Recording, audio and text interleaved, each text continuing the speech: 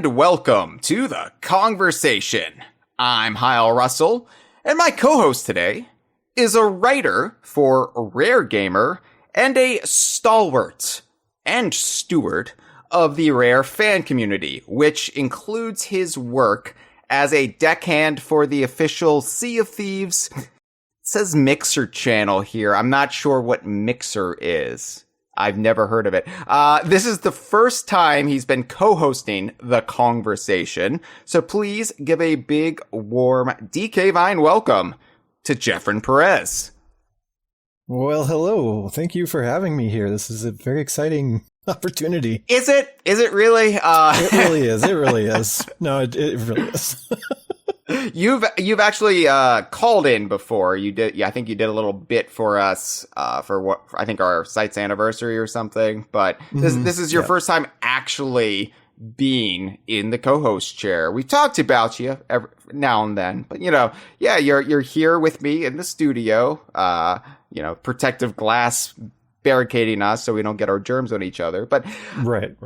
At the risk of confusion, would you prefer Jephren or Jeph? Because I know you usually go by Jeph, but we have a Jeph. We have a Jeph at home, and I don't know if Mom will allow me to take you with us. Yeah, no, it's probably safer to go with Jephren just to avoid that. It's spelled differently, but phonetically True. It sounds the same, and it does create some confusion. Like, I switch back and forth all the time when I'm talking to you. I'm like, Jephren, Jeph. I have no consistency, and it's because we have a Jeph, and it gets very, it's like I'm a kindergarten teacher or something. I'm like, oh, Jeph P, right. Jeph O. Yeah, so we need a Q, a Jeph Q next. Right. Just keep ascending the elementos. So we're going to be talking about 5 years of Sea of Thieves on this episode. It's been half a decade since Sea of Thieves was officially released. Of course, we, Jephren, have been playing it for longer than that. So it's...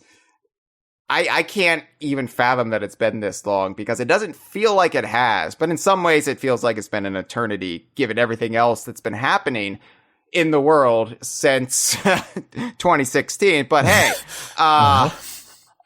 before we get into our 5th anniversary celebration of Sea of Thieves, I would like to plug a couple of things. So DK Vine is obviously on Patreon. I talk about this nearly every episode.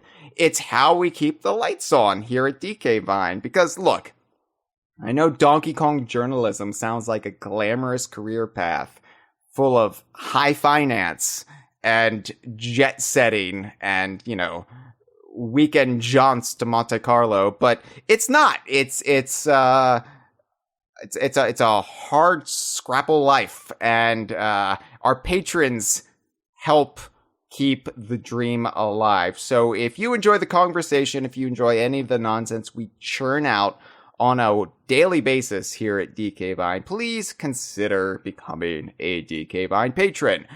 You can find that at dkvine.com/Patreon or patreon.com/DKVine. It works both ways.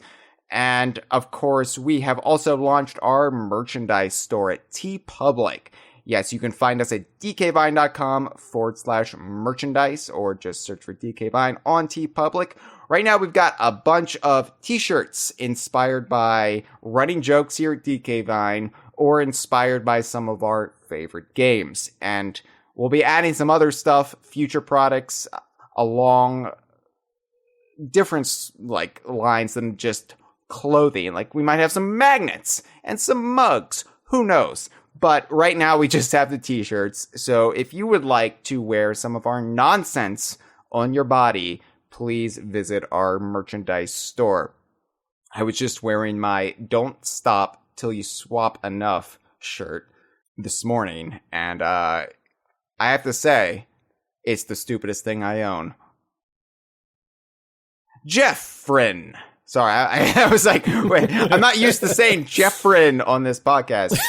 Are there any rare-related wares that you would like to promote now that you have the mic? Well, I don't really have any specifics. No, our website that I write for, Rare Gamer. Right. We mostly just document and archive Rare stuff. Our main writer Steve kind of does a thing with top 5 lists.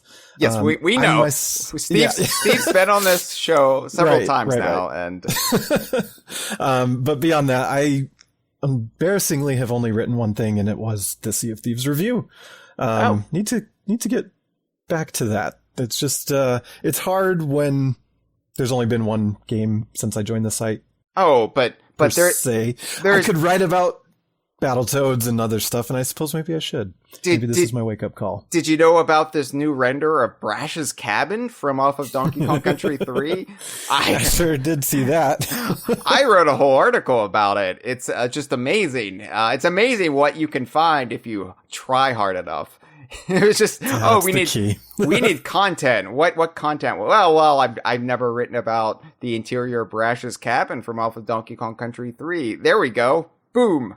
Content. Perfect. Yeah, no, I do need to write a little more. People are always wondering how the conversation is still going with it because, they don't really grasp the full conceit of what DK Vine is and what we celebrate and what the Donkey Kong universe is per se. So they see that there hasn't been a new full-fledged Donkey Kong game for almost a decade. And they're like, how have you done a podcast for that long?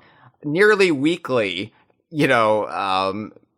how? Yeah, no, it's impressive. I mean, even with the extended DKU and all of the cameos and etc. But even with all that, it's very impressive that you guys continue to go all these years.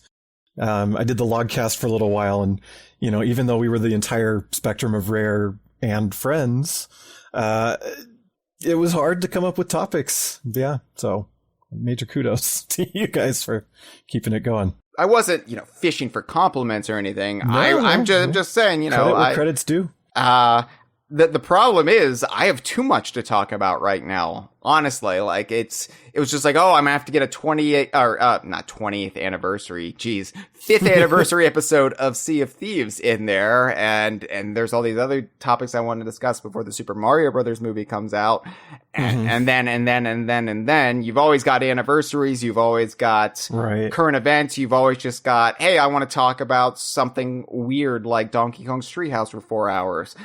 And so it's actually hard to fit everything in. Like there was a time when maybe finding topics was always a challenge. Like, oh, what are we going to talk about this week? I don't have that problem anymore. Maybe it's just problem to have. Maybe it's just the brain rot has fully set in, and I'm just completely around the bend. And if you embrace the madness, then it becomes quite easy to do this job.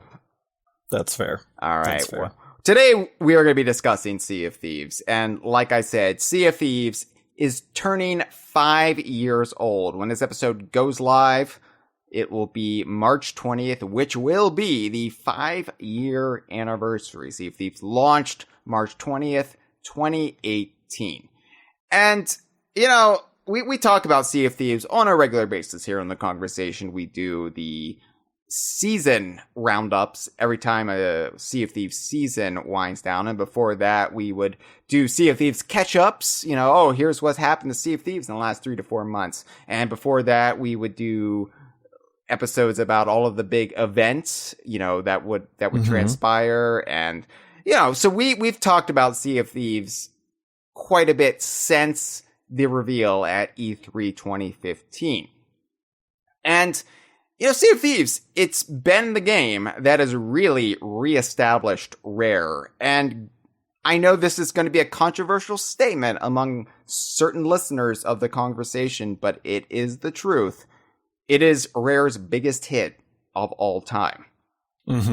Yes. I don't think people can fathom that it is indeed their biggest hit of all time. Just when you look at the metrics, because you're like, well, what about Donkey Kong Country? What about GoldenEye 007? And, we live in a time of pop culture fragmentation where things these days will not hit as hard as things hit 20 to 30 years ago, because we have so much before us, so many options. There's dozens of streaming services. There are multiple game consoles. There are content creators like us. They're YouTubers, Twitch streamers.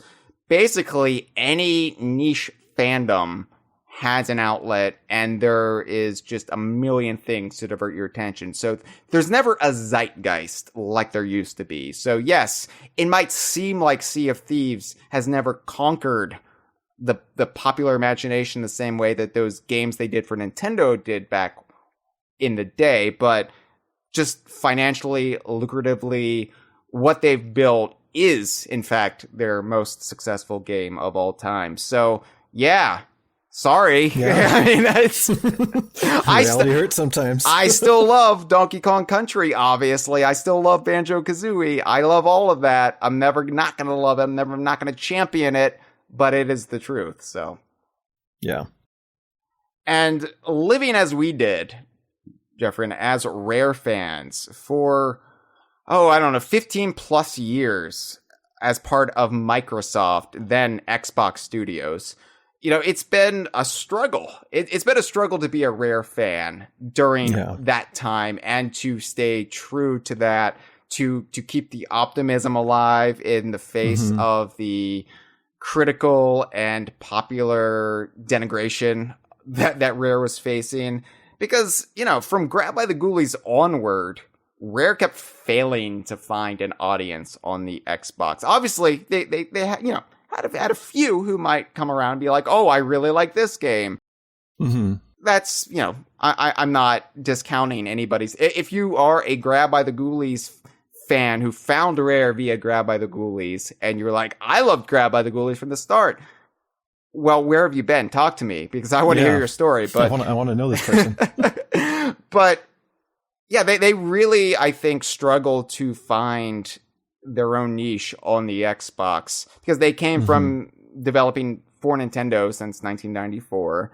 And the Xbox audience was sort of different, Halo, and they had successes, minor successes along the way, like Viva Pinata, which we did well enough, but it was still, I think, a pale shadow compared to what they did during the Nintendo years. It just never really caught on the way they were hoping it would catch on. It was enough to have several games and tie-in media, but it never became like Xbox's Pokemon or Digimon or whatever. Yeah. And then, of course, the bottom fell out, and there was the Kinect Sports era, which, again, probably gave us the best of the motion sports genre. That was all the rage at the time. I would argue those games probably stand head and shoulders above all of the others. Maybe not as much as accessibility goes. Obviously, Impact, Wii Sports is still going to be the king, but those games were quality for what they were. You just couldn't really escape the feeling that something was lacking, that the soul of Rare, the spark that made us all Rare fans, had kind of been snuffed out a little bit during that time. And the future of the studio, the future of Manor Park was in question at the time. They were moving to Birmingham, and they were going to become this sort of city-based, almost like a tech startup, rather than this long-tenured legacy studio out in the English Midland countryside. It was a tough time to be a Rare fan. Definitely. It was hard. And again, I don't want to speak too harshly on the Kinect Sports games. No. They were good for what they were. It just and that's how I feel too. Yep. Yeah.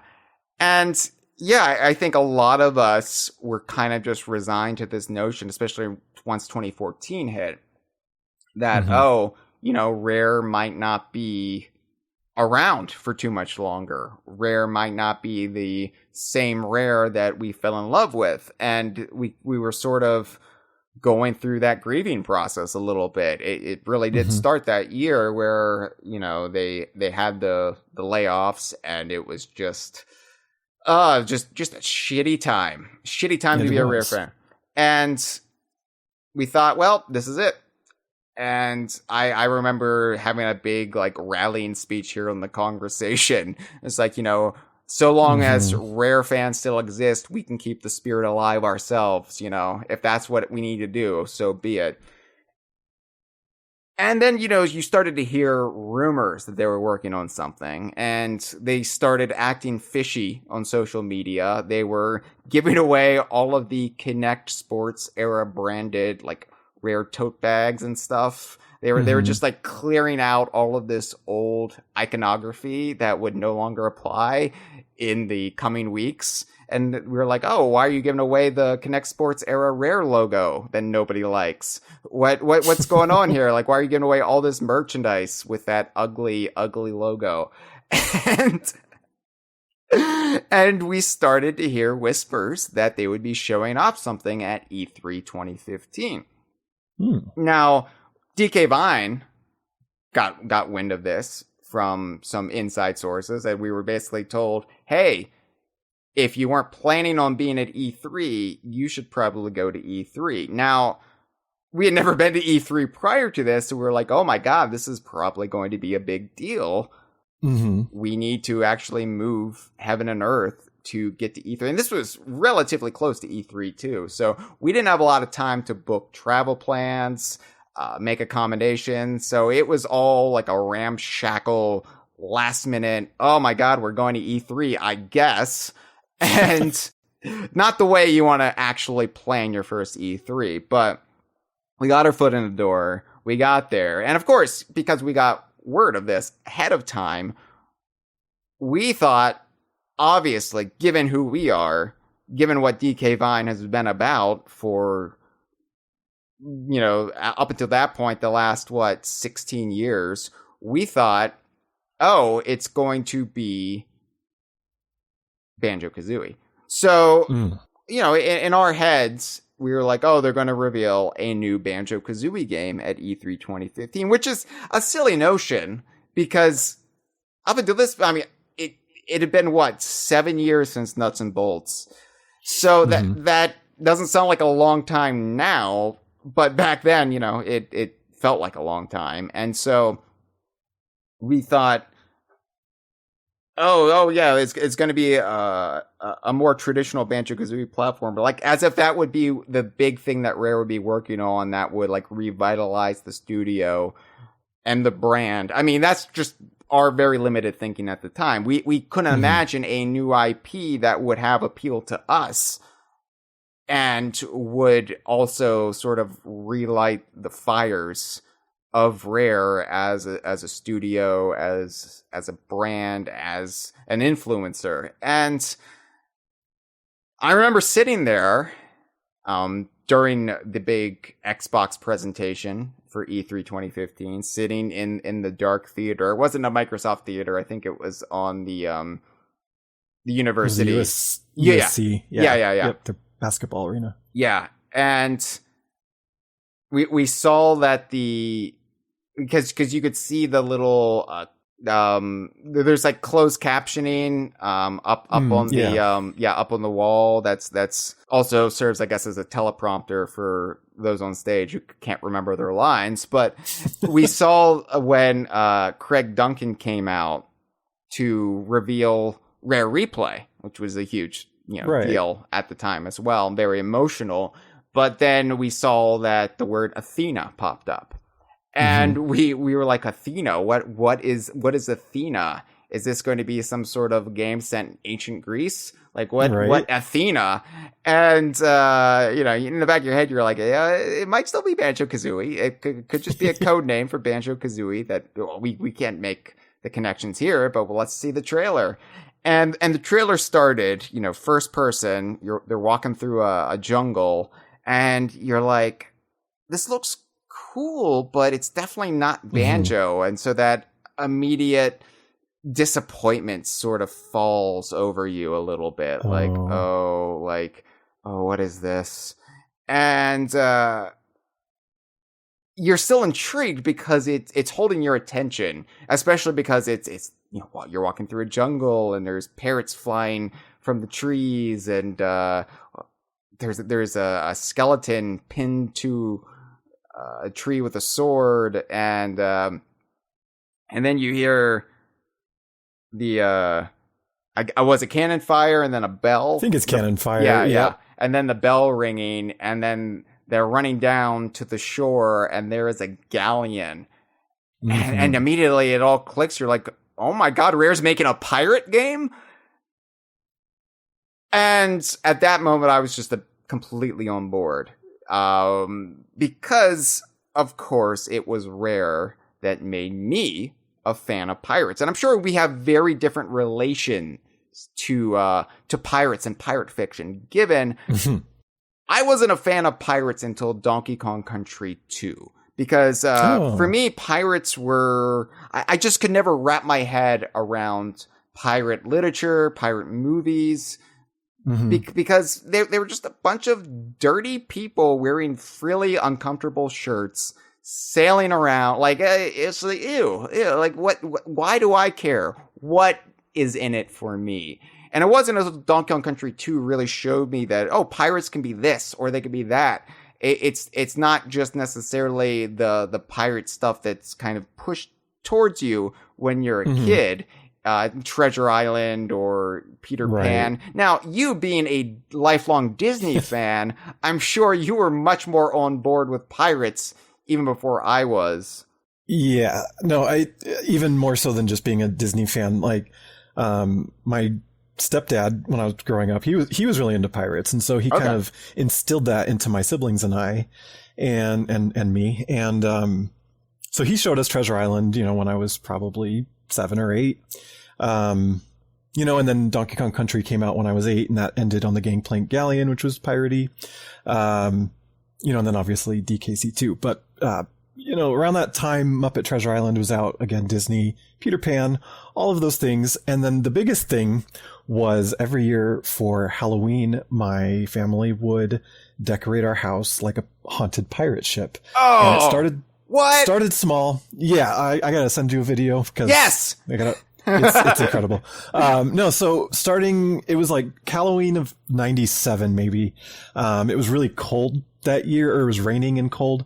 And so our house it was built in the 40s and had a foyer, a sitting room. And so we kind of decorated that as like a little captain's cabin or something, and put some decorations out front, and we'd had the trick-or-treaters kind of come in, and it was just this little display. And each year it kind of got bigger and bigger, and eventually it took over the entire first floor of our house as a walk-through attraction. We had a bay window, so that kind of worked as the front of the ship. So we built, initially it was sheets and black lights, and we built a bow and a mast on the front of our house, probably about 15 feet tall. And then eventually upgraded that to wood and had a full helm and all that stuff. And it was a little mixture of like maybe a port town with like brick wall decorations that you would see in party stores. In our foyer, and then our living room would be the actual galleon itself, and you'd walk out the back door and around the side of the house. And I mean, we just kept plussing it every year. And so at one point, my brother and I made a cannon that would flash light in reaction to the sound of a cannon fire playing over a speaker. We got a projector, and we could project ghosts on screens that in the dark it just looked like a floating ghost in the backyard. And fog machines and those little cliche Halloween decorations from the 90s that would make the little woo, woo, woo, woo. Right. No, you know what I'm talking about, right? I do, because I also, classic. when I was a kid, redid my parents' house as a haunted house, but it was just a house. Oh, nice. You're really showing me up here, because, and plus I was the only child, and I pretty much just did it myself, and I was lacking a lot in technical know-how, so it was just... I'm going to get decorations from the store and add to it every year. Yeah. But there would be a logic to everything, right? You can imagine how my brain works. So there had to be a reason for everything, and there had to be lore behind it. And, okay, so maybe a mad scientist is hiding in this haunted house to hide from the authorities because of the crimes against nature he is committing. You know, he's doing a lot of illegal research, and so he's set up in the basement, and that's creating all of these Frankenstein monsters. And you know, but I have to see videos of this because this sounds amazing. Yeah, I'll make sure to get that to you. No, it was great, and we had hardwood floors, and I think that was originally why we decided pirates anyway. Was like, oh, this is kind of like a ship deck. Yeah. But it was much more of a mishmash and didn't have a coherent story. Like my mom would dress up kind of as a wench, I guess, you know, as you'd call it, but she was a fortune teller, so she had her potions and crystal ball and all sorts of stuff. My stepdad and I and my brother would dress up as pirates. We were the crew. So it was a lot of fun. For first few years we did it, I was a head on a table. So I would just sit in the corner of the room. They put cobwebs over me so it, you know, didn't quite look real, and do like face makeup to where it kind of maybe could have been just a, you know, plastic or whatever mold. And then I would scare the kids or their parents. You know, just say Happy Halloween or something. But no, it was a great time. I'll definitely share that out. Yeah, my senior year of high school, I worked in a Spencer Gifts in the mall. Oh, and so what I ended up doing was dressing up as a zombie. And they put a price tag on me as if I was an animatronic, because this is before Spirit Halloween really took off and was in every town. So a lot of people came to the Spencer Gifts to get Halloween decor and costumes. So I would do this very like stilted animatronic back and forth movement when people would go near, and then I would lunge at them. And nice. It was great fun. I'm surprised I didn't get attacked or shot or something, but I wouldn't do it nowadays. But you know, as a teenager, it was a lot of fun. And yeah, my dream ultimately it's one of my many dreams, but I would love one day to actually run some sort of haunted house attraction and, you know, really invest in that. And a pirate theme, that would be really cool because, as I said, you know, it was Rare. It was Greg Mail's influence that made me a fan of pirates. And so specifically when I say I'm a fan of pirates, it's mostly through the prism of Rare and what they brought to the genre. And so I'm a fan of Rare pirates. So to have an entire game about Rare pirates, which, you know, even at that E3, even at that reveal, we were already thinking, well, this is going to be in their shared universe. This is going to be DKU. Right. There's no question about it. Right. Why wouldn't it be? Yeah. Yeah. So basically a game that explores the history of piracy in Rare shared universe, which it ultimately, you know, turned out to be the case. But, it was just thrilling. And it was amazing how we walked in hoping for Banjo-Kazooie, and then we didn't even think about Banjo-Kazooie for the rest of the week, except, you know, through Rare Replay and stuff. Right. And that started, you know, a whole new, like, era. That really kicked off the Renaissance era, as we call it here at DK Vine. And from E3 2015 to May 2016, speculating about Sea of Thieves. Sea of Thieves became our most hyped, watched game. You know, like, I can't wait for Sea of Thieves. And this was also around the time of Yooka-Laylee, too. So it was It was a special time for the Rare fandom. And getting to go to Rare in May 2016. Now, Jephren, this is actually where you and I first met. Yeah, it is. Yeah, we were on the Rare trip together among was it 13? It was 13 if you include my wife. Yes, she came along. I do. So it was 13. It was. So yeah, we got to go to Rare. We got to visit Manor Park. And I mean, that whole trip was surreal, and we've talked about it at length here in the conversation. So I'm not going to really go over the details again, but I have to ask, when you were there, Jephren, so we both played what we call the Sea of Thieves prototype build, the build of the game running in Unity, the one that they really test out ideas before they implement it in Unreal, which is the commercial build that we all play on our Xboxes or on Steam. And I have to ask because I can talk. We're under NDA still for a lot of the stuff we saw, but because Greg Mails shared this on social media, I can at least talk about this aspect of it. Did you experience TT in the Unity build, and can you describe the glory of TT in Sea of Thieves for anyone listening who is interested? Well, first off, unfortunately, no, I did not. Oh. Yeah, I was so disappointed. Not disappointed. I was sad that we didn't, because after we got out of our session, I think it was Amir, or maybe it was you, who mentioned that they ran into TT in the tavern, and I was like, "Are you kidding me? Like, no, we didn't even see a tavern when I played the Unity build," which was a bummer. I was in the crew that saw something else that is still under NDA. One of the few things from the Unity build that is not in the main game.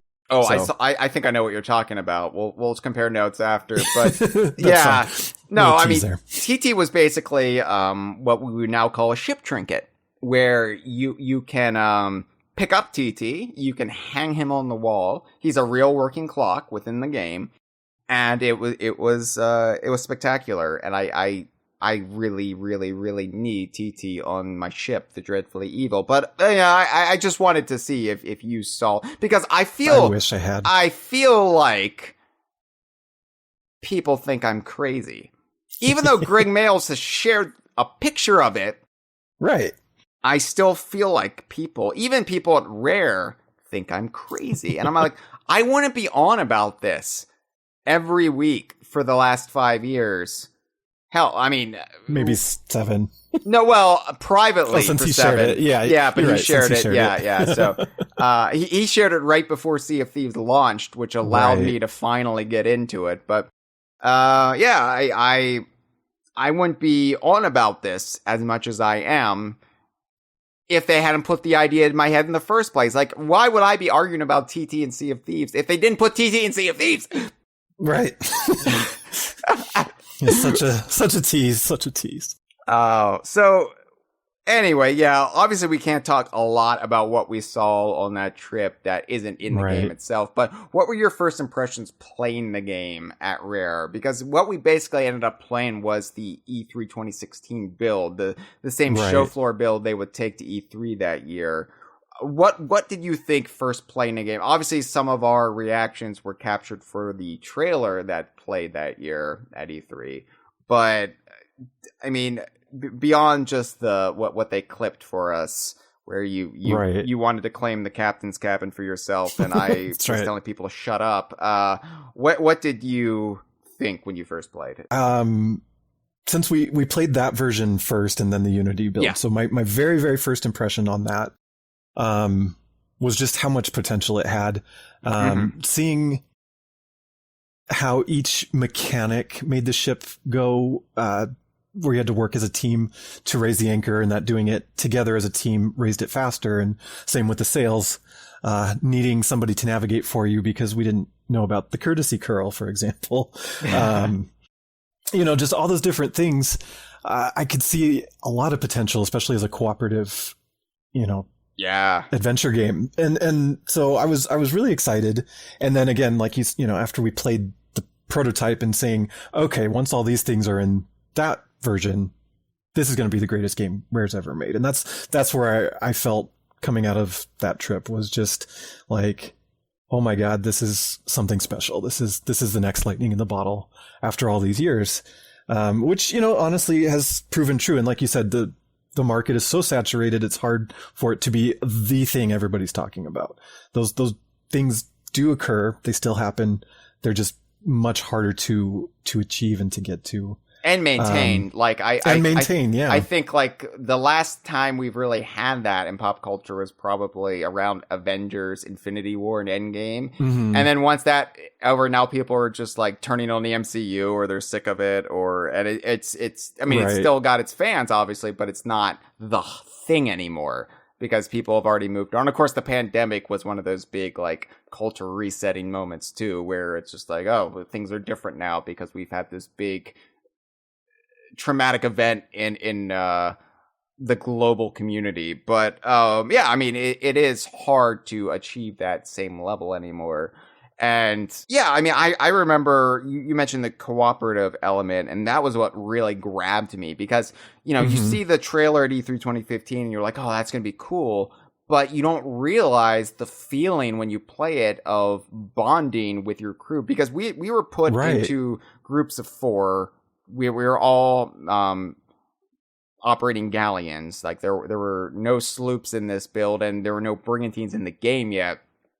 I don't even know if the sloops were in the game yet, or if it was just like we're going to be adding them eventually. But we had to like figure out how to operate this galleon, and just everybody like gravitating to their roles. And, you know, when it would take damage, it'd be like, oh, I will bail, I will patch, and figuring that out together. And, you know, most of us were strangers. We might have known each other.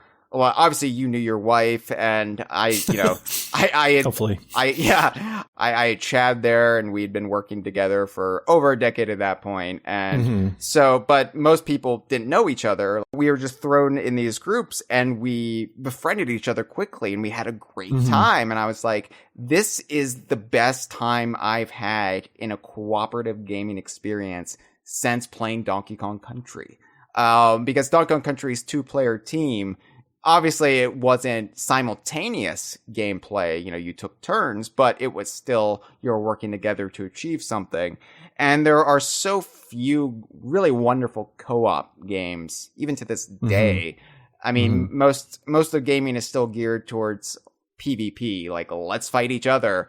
And one of Rare's most notable games is GoldenEye and Perfect Dark, and, you know, the whole draw of that in the multiplayer is pew pew, you're dead. And that's just not really what my thing is. You know, fighting games, all of that. I like working with people. I like same. Yeah, we're very similar. I mean, we've sailed several times together since the game has launched, and we are very similar in what draws us to games. And partially it's because life is so combative, the world is so fraught, that when I'm playing a video game, I want to escape to something better. Exactly. That's exactly it. Even if something briefly, like somebody the other day, I said, oh, your whole job is with video games, right? Like nobody understands what I do, but they're just like, yeah, it's like, oh, you ever play Dead Space? And I'm like, no, like, why?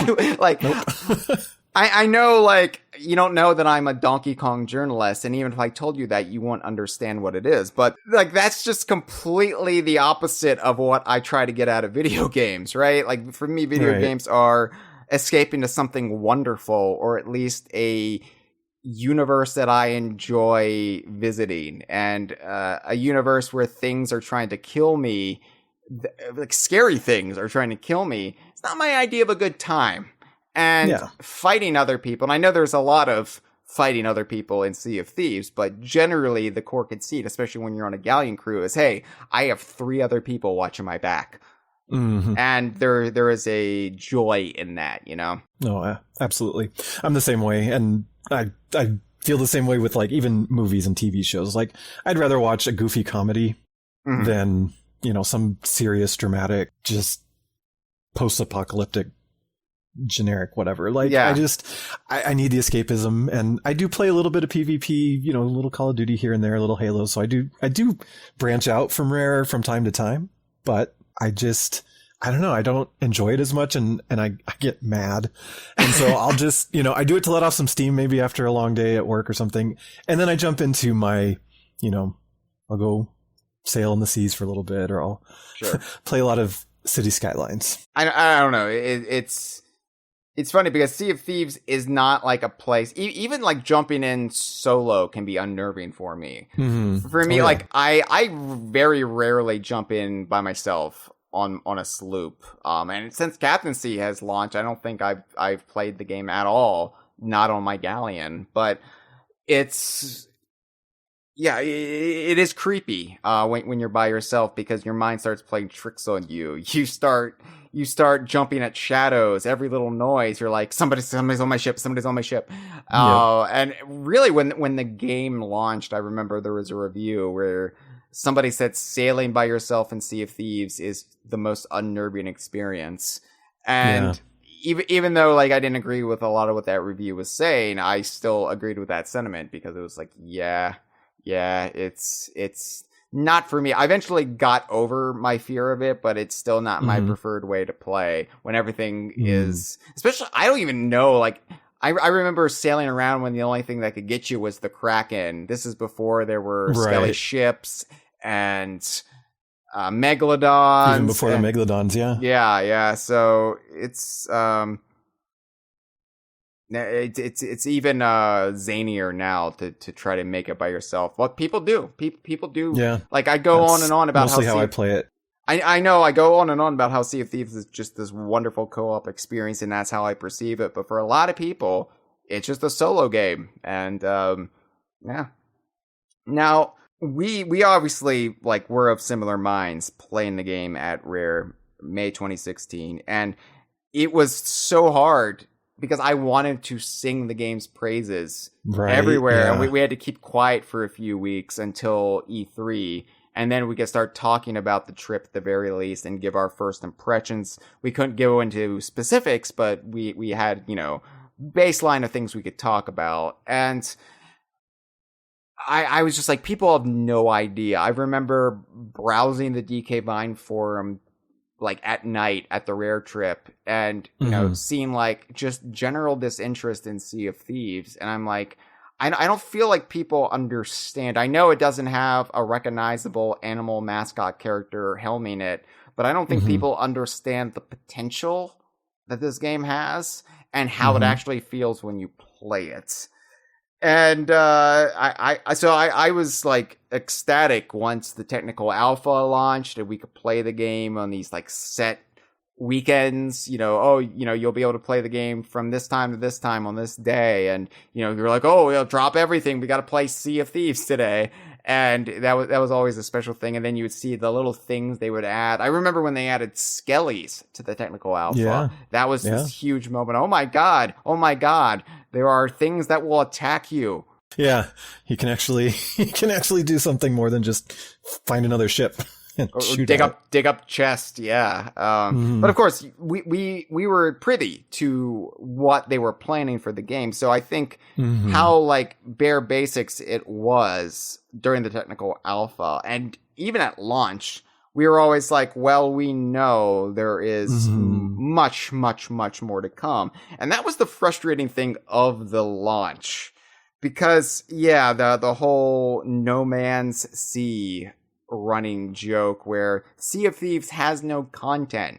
What do you do in this game? You just sail around to these islands and skeletons might attack you and you dig up chests and you might find another crew and you might, engage in cannon fire with them. But what do you do? There's no content. There's no objective other than getting more gold and earning cosmetics. And it was a frustrating time because I really liked the game at launch. I was like, it was fun. It was satisfying. It was enjoyable getting to have this shared world experience with my friends from around the world and really get to inhabit Rare's world. It was like a dream come true in that regard, but I also had the benefit of knowledge, as did you, about what was down the road, what was coming. And this was just sort of the ground floor of something that would eventually ascend to the clouds, And, but we couldn't tell anybody the details because we were under NDA.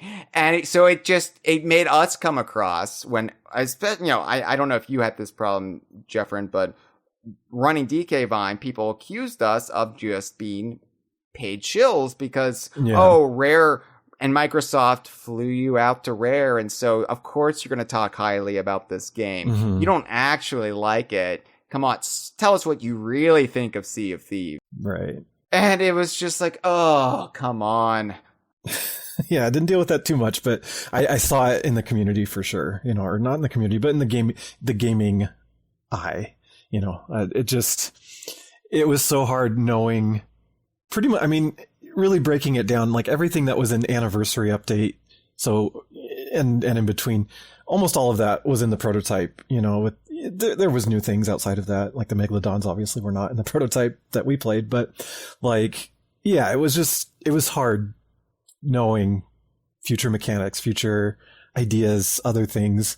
The whole barrel inventory system wasn't there at launch, and that was in the prototype build, and different things like that, where it's like, oh, I know what they're gonna do, or I know what they're thinking. Right. And yeah, it was hard, and it was one of those things where it's like, you want it out early so you can get the feedback and make decisions on what actual real players want. And I think if there's any sort of misstep, it was that they launched it as a full $60 game and not a $30 early access, or kept the betas going maybe a little longer. But, people were clamoring for a release date for like a year at that point, and people were claiming it was delayed, but they'd never announced when it was coming out. And there was misspoken statements from marketing at Xbox, and it was a little bit of a mess, but not hugely so. But yeah. Well, and also, I've never had this confirmed. This is just conjecture on my part, but I feel like they wanted a big new killer app to coincide with the launch of Game Pass. And so Sea of Thieves was basically ready to go. Right. And maybe they didn't have as many features as they would have liked to have had at launch, but hey, we've got this robust game that plays well. It's basically ready to go. Like, we can add to it as it goes along. So those early reviews, they hurt the perception at first. And obviously it did find an audience early on. And of course, a lot of longtime Rare fans got on board, but it was just like, oh, are we really going through all of this again? After all of this, are we really going to have another situation where Rare fails to find their footing on the Xbox? I mean, this has been the story for, over 15 years at this point. And it's like we said, it was frustrating for us because we knew where they were going with everything. And we never had a living Rare game like this before. Right. So it was just like, well, yeah, this isn't the whole game. This is just the start. And you mentioned like what was in the Unity build, but also we saw concept art. We saw that's true too. Like we saw like clips of things there. We had like design meetings with the team where they told us what they were planning. Right. So all of this accumulated knowledge was in our heads of what would end up being pretty much the next 3 years of the game. No, even longer, because captaincy. We saw a lot of captaincy in those that early build. And, it's just now finally catching up, really. So, I mean, it was what it was, but I think the notion really started turning around by maybe summer of that year when streamers, like big-time streamers, started playing the game, picking it up, and I think they started showing off the fun that could be had with it. Yeah. And unfortunately for us, the two of us, this fun usually amounted to PvP for them. So I feel like in some ways that sort of picking up success in the eyes of the broader gaming world started to change some of the culture around the fandom of the game. And like not so much with the established Rare fans, the DKU fans, etc., but definitely a lot of people then came into Sea of Thieves at that point with the kill 'em all mentality. Like, oh, I'm gonna mess with people. I'm gonna lurk on their ship. I'm gonna double gun them. And, that's fine. If that's how you want to play the game, there's no wrong way to play Sea of Thieves unless you're outright cheating or, shouting slurs or something, then, you're banned. Bye. Yeah. But this whole it's not Sea of Friends mentality really kicked in around this time. And it was a double-edged sword or cutlass because, the game all of a sudden found popularity and it started to turn the tide. Other seafaring pun. It started to sort of rebound from that early critical slagging, and it started to find its crowd, and it started to become popular on Twitch. And that was great, but it was basically the end of me as a potential Sea of Thieves content creator, because anything I did wasn't what people were looking for when it came to Sea of Thieves content, which was very player versus player oriented, very, I am going to ruthlessly slaughter this entire crew. Look at how much of a badass I am. And I just want to go around and look at the pretty plants on the islands and soak in the lore and have a lot of silly merriment with my friends. Unfortunately, that doesn't bring the eyeballs on Twitch or drive engagement on any other channels. So yeah, it's that kind of sucked as like an early champion of the game to sort of then have the game take off without me a little bit, you know? Totally. And of course, we've still embraced it here at DK Vine. We still religiously play it every week. I adore Sea of Thieves. It's my number 2 favorite game of all time after Donkey Kong Country 2.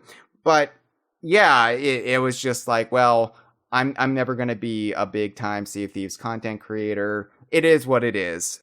No, it has served the overall narratives of the game in a way, because our view, the way we like to play the game, is very much in line with the Pirate Lord and now the Guardians of Fortune.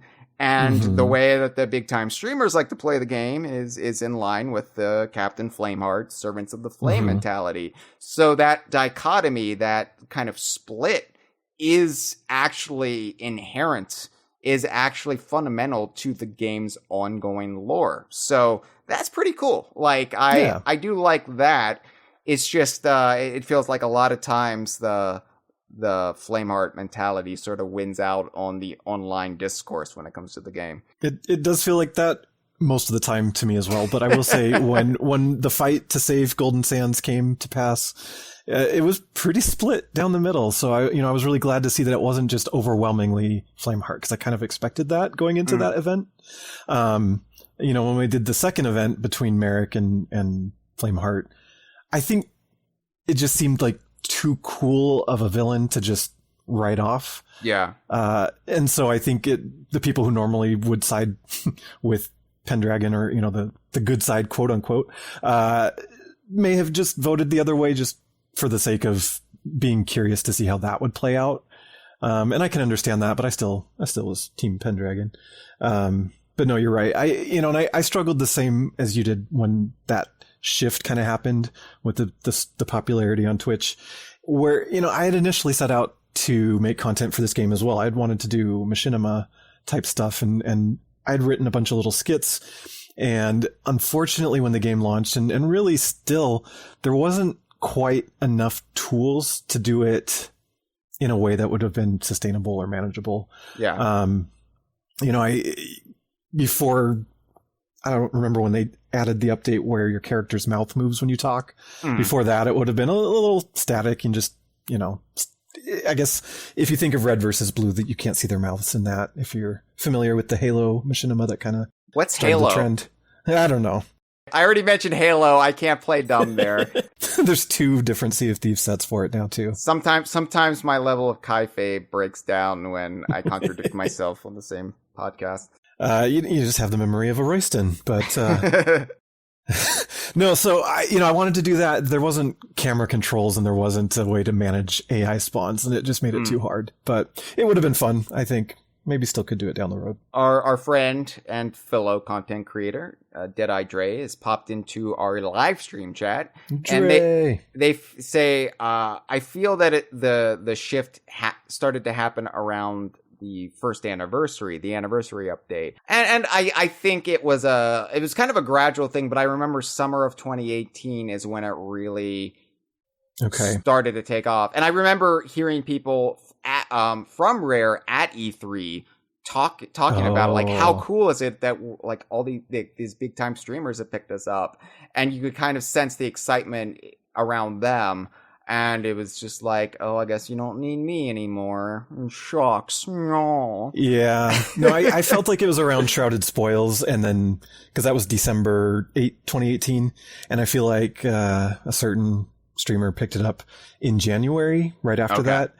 And that was, to me, when it kind of started getting bigger. So I think all 3 of us are kind of seeing different moments and kind of it, legs like you said, of it the was journey. gradual between, yeah. It started in summer of 18, really started to pick up steam. And then by summer of 2019, it really had established itself as a well-known mainstay, which is great for it. But like you said, like I said, it just kind of felt like we were left behind.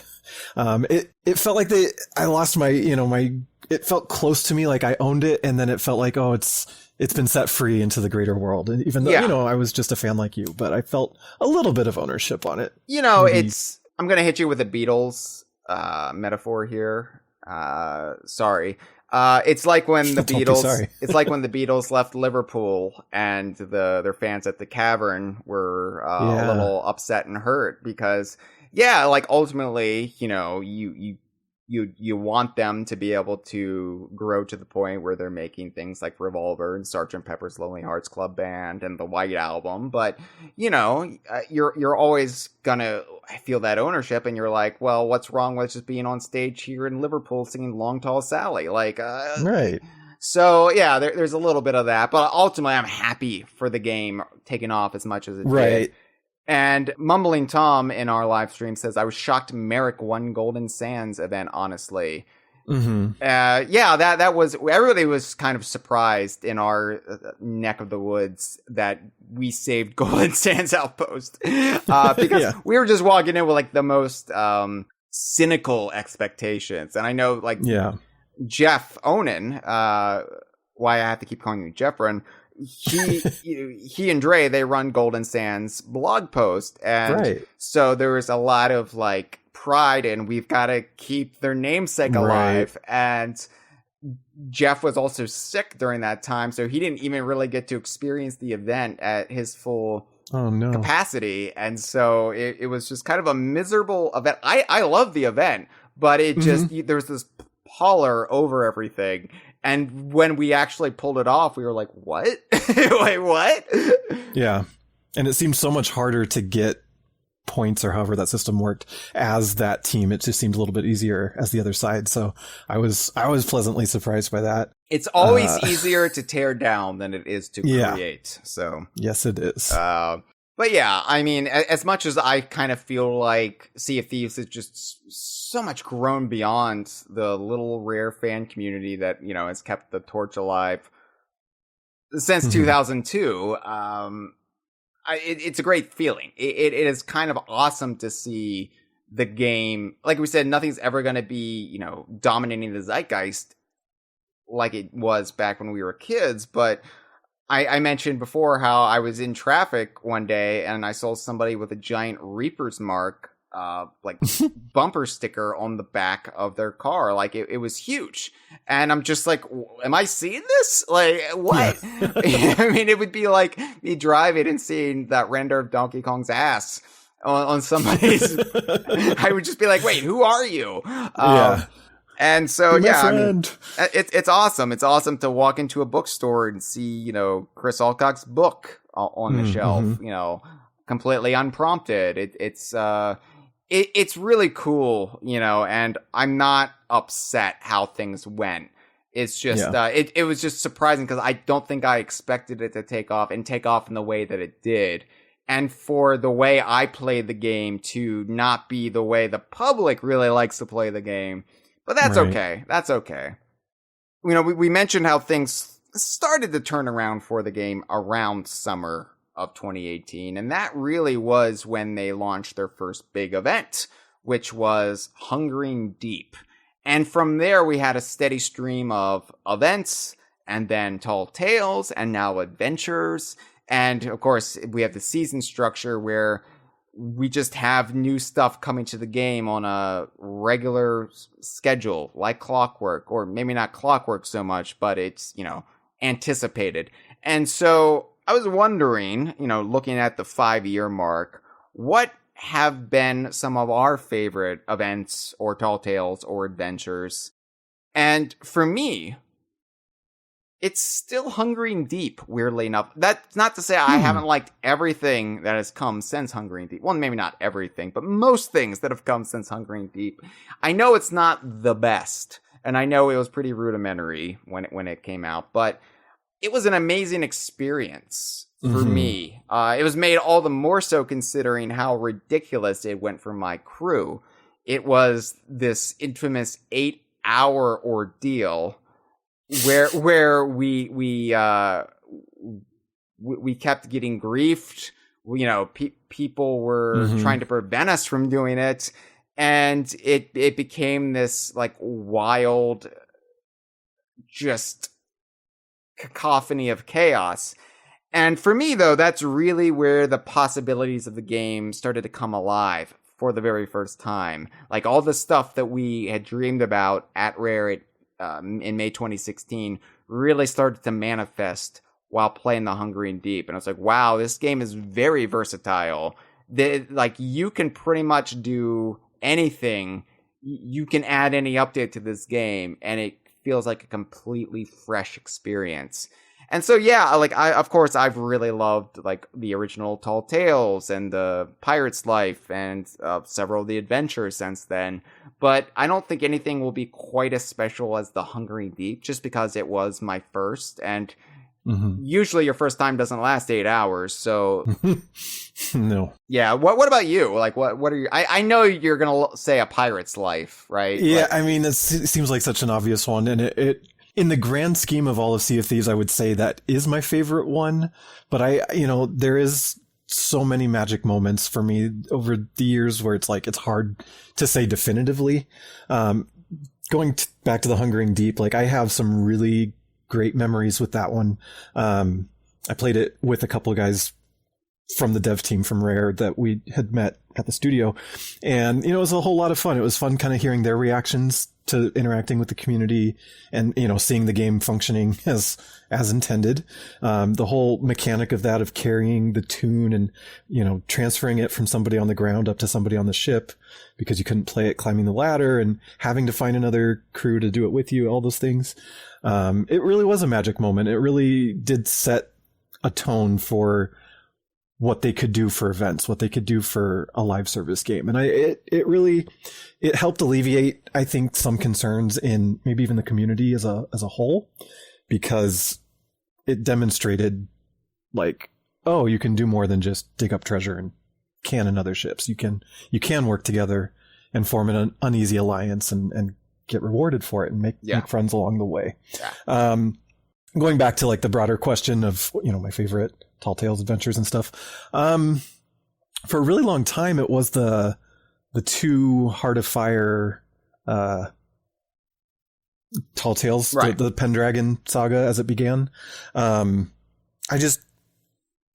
loved the concept of each of them. The Pendragon one taking a mechanic that I liked from the original set of Tall Tales with seeing little ghost animatics with a special lantern. Absolutely thought that was a cool storytelling mechanic, and it was a really brilliant idea. And then the Heart of Fire with the trial of whatever you want to call it, of going through the three paths. Oh, I love that one. God, I love it. Yeah. Oh man, no, it was so special, and it was, for me, that was a turning point for the environment art team. It really, not that any of the other environments weren't spectacular, Shores of Gold and everything from the first Tall Tale and the existing islands that we knew prior to that. Sure. But it really, I don't know if it was just color palette with the glowing orange magma rocks or whatever. They like crystallized magmas. I'm not sure what they even are, but Jolly Ranchers. Yeah, the fiery Jolly Ranchers. It was beautiful. It had new heat effects and fire effects, all sorts of things from a technical standpoint and a lore standpoint, where we've brought Flameheart back, and what are we going to do now? Really set in motion a lot of stuff that's really still going today. And so I've always held a special place for that kind of pair of Tall Tales. I really thought after several months of nothing after Heart of Fire, I was really afraid that they just weren't getting a good return on investment from the Tall Tales, where, they were very high production, could have been released as a single player game years ago. I was really afraid we weren't going to get any more Tall Tales. And I wrote an editorial tweet. all my tweets should be on Rare Gamer. That's maybe what I should start doing. Yeah, just talking. Yeah. Rare Gamer's going to outlast Twitter, so. Yeah, no, that's for sure. Talking about how I kind of thought maybe they've given up on it because it had been quite a while at that point. I can't remember the exact amount of time that passed, but more time than had passed between the previous ones. And so I was concerned. And then Rare goes and drops A Pirate's Life on us at the following E3. Uh-huh. And I cried. I'm not going to, not that I didn't cry at the studio or cry all the time. I'm a very emotional person, but I think we're both empaths. Yep. I tear up when I see a squirrel in the wild. So yeah. I feel you. No, so yeah, that E3, and it was so funny because my wife and I were staying at her parents' house over that weekend for whatever reason. It's not uncommon. They have a really nice property out in the countryside, and we'll just go out there and hang out sometimes. But I was watching E3 on my Switch. I just had the YouTube up on my Switch and then was tweeting on my phone, live reacting. But I was wearing headphones, and it was early in the morning. Just me and my father-in-law awake at that time. He was sitting at the kitchen table reading the paper or something, and I was over in the living room on the couch, and I had to hold it in to not just start shrieking and jumping up and down because that was what my reaction would have been had I not had to rein it in a little. So yeah, obviously, and maybe most of the listeners don't, or maybe they do, but I'm a huge Disney fan, as you mentioned earlier, but I worked for Disney for 3 years at Disney World, and huge Pirates of the Caribbean fan, big fan of the ride. It's kind of one of my favorite rides at the parks. And I love the film franchise, although really mostly just the first one. But I watched all 5 of them in preparation for A Pirate's Life, and I sure did too. Yeah, of course I'm weird that I kind of like the 4th one. I don't know. I need to rewatch it. I don't even remember the 4th or creepy mer people. 5 or 6. I don't know. Okay. Yeah, I got to go back and rewatch those. So I was absolutely beside myself, and I remember just the amount of messages and tweets I got from people at Rare who told me, yeah, pretty much the entire time we were working on this, we kept thinking of you and what your reaction was going to be. And it was touching in a way to think that they were thinking of me while they were making it. It really meant a lot to me, and it was really cool. And yeah, even stemming real quick from that, I was actually at Disney World with Chris Marlowe last November. We happened to both be there at the same time and met up and hung out. We couldn't do the parks. I would have loved to have ridden Pirates of the Caribbean with him, but it was cool to see him Anyway, tangent over. Meanwhile, when I go on about how much I want TT as a ship trinket, they call me an idiot. They love you. They adore you. Don't worry. So,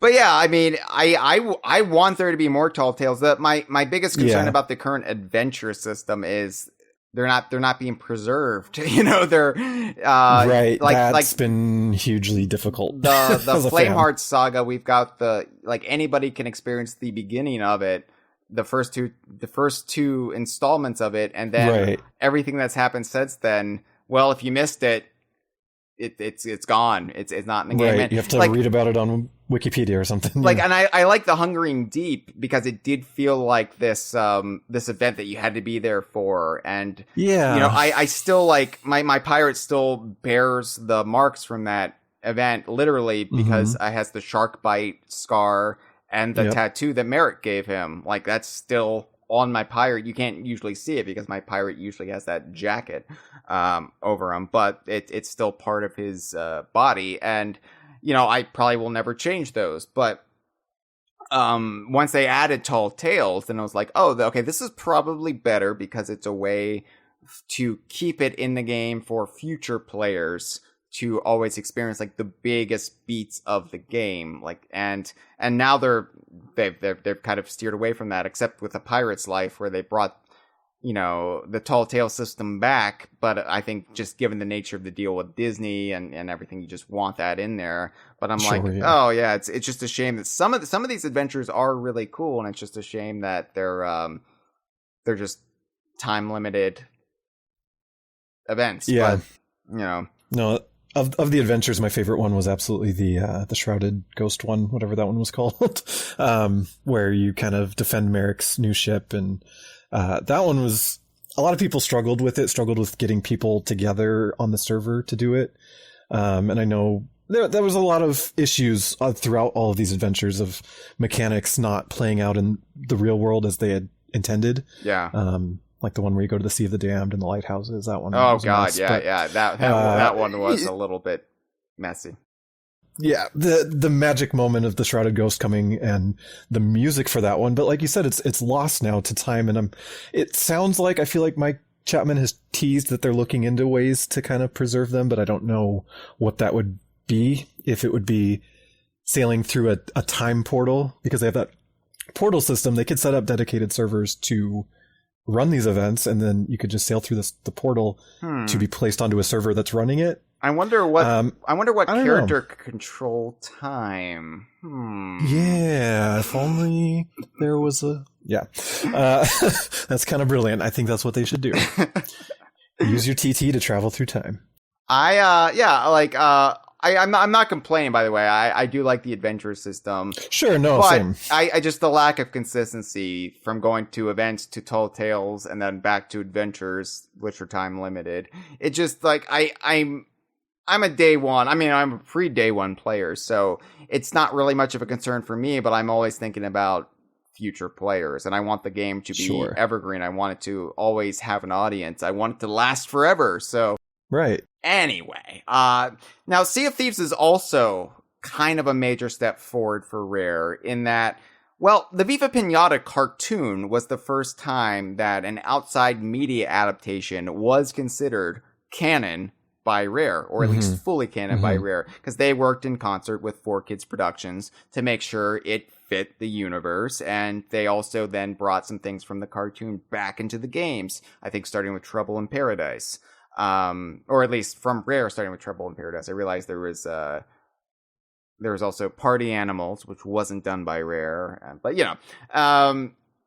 but with Sea of Thieves, we've had sort of a media team headed up by Adam Park, Pete Hentz, Chris Alcock, among others, who have ensured that the novels, comics, tabletop games, etc., are all full-fledged extensions of the game itself. It's the Star Wars model of universe building as opposed to the Star Trek system, where in Star Trek, none of that stuff actually counts. It might have a continuity within, the novels, but it will never be reflected in the shows themselves. They might take ideas from it, but it's never considered canon. This is considered canon. Like, everything matters. And so that's been a new experience. And of course, we've also had this coincide with Platonic doing the same with Ukulele and the Cracklestone. So it's an era of, now I just need to worry about more than games. I have to worry about everything that's coming out because it's all part of the universe. It's all canon. And so, obsessively buying everything, buying multiple copies, one to read and potentially damage, and the other to stay pristine on your shelf. I know Amir does that. Amir has to buy multiple copies because Amir will thumb through the books and make notations, and but he has to keep one safe at least, or multiple copies. Yeah. I think he was talking about having one for every room in the house, but I'm not quite that bad, but I'm pretty close. So I was wondering, have you read any of it? Yeah, I'm really bad at finishing books I start. Yeah. So I've read all three, but not completed all three. What all any three? Of the three? Do you mean of the books, of the published novels? The first one was Tales from the Sea of Thieves, and then Athena's Fortune, and then Heart of Fire. Yeah. Tales from the Sea of Thieves wasn't a novel per se. It was Yeah, you're right. It was like a journal. Yeah, it was an in-universe sort of ship log. Yeah. And which even recounted our first ship battle. But yeah, so I struggle with keeping track of the lore. Definitely not as good as you guys and Golden Sands and Ancient Isles University and such. There's too much lore. because I have to also keep track of the entire DKU as we know it. So right. For me, like Sea of Thieves, the day-to-day grind of just keeping up with Sea of Thieves, I can't do it. I honestly can't do it. I rely on Jeph. I rely on Dre. Yep, exactly. And it's just too much for me to keep track of. I'm like, wait, who's that character? Wait, I don't remember that character. That's where I'm at. And so, I'm an enjoyer of all those, and those are the only 3 extended lore that I've gotten. So like I don't have the board game, or I think there was an insert with the soundtrack, the vinyl, I think, but I of all those, I mean, I don't know that I could pick one of those 3 as my favorite. I really enjoy Chris's writing, and so Athena's Fortune and Heart of Fire have been greatly enjoyable, and I really need to sit down and finish reading those. But for me, Heart of Fire is like hands down, I think, probably my all-time favorite genre tie-in novel. Like any fantasy or sci-fi tie into an existing property, I love it. I think it's terrific from start to finish. The Tales from the Sea of Thieves book is also just a wonderful thing. I'm still so in love with that because it's an actual like physical prop from the universe that's in your hands, and it's just like, oh, the way the lore, the way the logic of this is supposed to go, this was actually in the Sea of Thieves. This has actually been passed down from Flameheart Jr. to Diving Bell, and and so on, and it's in my hands now. How cool is that?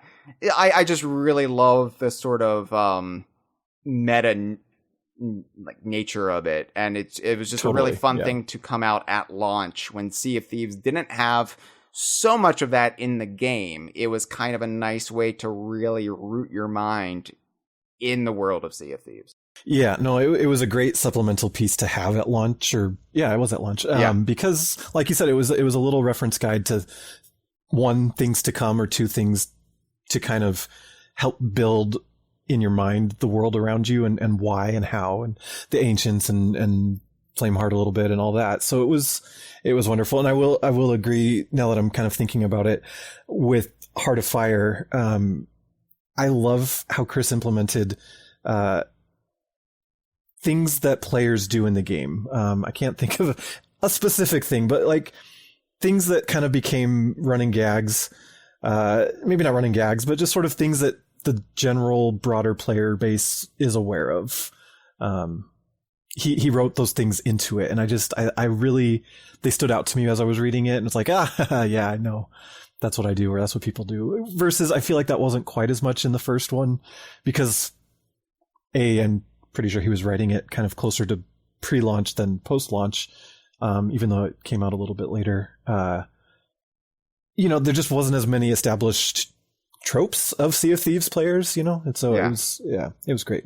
For me, Heart of Fire too, it was the dichotomy of what we were talking about, the 2 ways people really experience the game, the hardcore streamer method, and then the way we like to play it, which was more in line with the Morningstar crew. So, I always appreciate when that sort of split is recognized and sort of celebrated in universe, because too often it's the streamer mentality that is the one that gets the most recognition. And so to have a whole novel that kind of played with that, it was just like, oh, I feel validated finally. Yeah. Yeah, absolutely.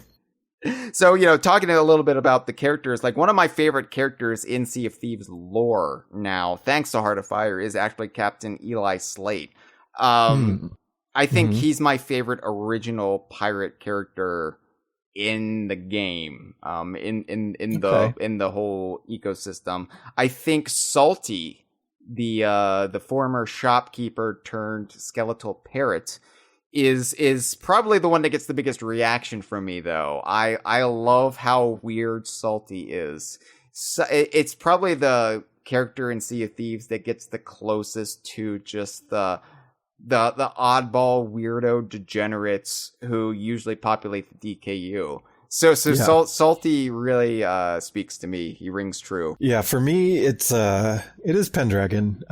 He's this optimist and do-gooder and just kind of out to try and do right by the Sea of Thieves. And unfortunately, I haven't read the comics with the extended kind of look into his origin, I believe. And so, again, that's kind of a blind spot in my lore, is all of the comics. I haven't really dug into those. But as far as his portrayal in game and how he accidentally just keeps doing stupid things without, by virtue of trying to do the right thing, it's just sort of like, oh yeah, that's me. That's what I do.